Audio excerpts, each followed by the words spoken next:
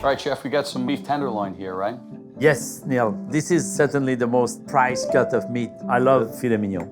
When I started cooking at 14, the chef I was working for told me, he said, you choose a wonderful profession.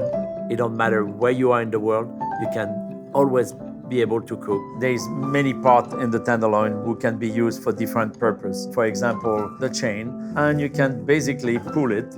It's about sharing what you know and taking what you don't, and there's this constant exchange, and you get this little chain of meat. That's fantastic.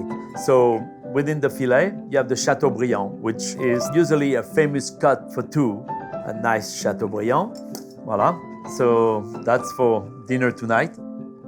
Then you cut the filet like this, and that's a beautiful filet mignon.